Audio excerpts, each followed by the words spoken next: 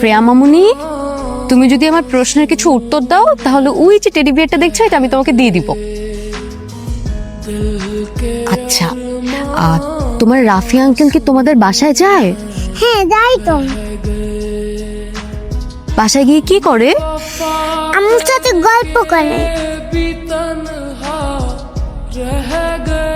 তুমি সত্যি বলছো তো? বাবুরা কি মিথ্যে কথা বলে?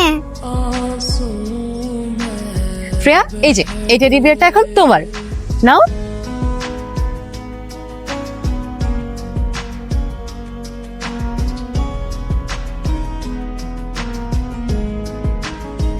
হ্যালো, হ্যাঁ বলো। তুমি কি পাশের ফ্ল্যাটের ভাবির বাসায় যাও? কোন ভাবি?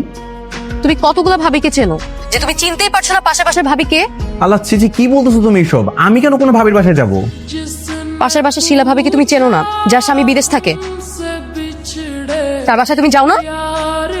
আল্লাহর কসম, আমি কোনোদিনও তার বাসায় যাই নাই। তাহলে কি প্রিয়া মিথ্যা কথা বলছে? না না, আমি তো মিথ্যে কথা বলি না। ও আচ্ছা আচ্ছা, আমার মনে পড়ছে। ওই যে, তোমার মনে আছে ভাবি যেদিন প্রথম এই বাসায় এসে উঠলো তখন আমরা পরিচিত হতে তার বাসায় গেলাম?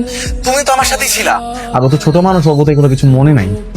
তুই আয় আজকে শুধু বাসায়, তোর খবর আছে। আর তিশা শোনো, এরকম কিছু করিনি তিশা। হ্যালো, আজকে আমি শেষ। শ্রেয়া, রাফি আঙ্কেল কি শুধু ওই দিনই গিয়েছিল নাকি প্রায়ই যায়? মাঝে মধ্যেই যাই তো। আঙ্কেল খুব দুষ্টু।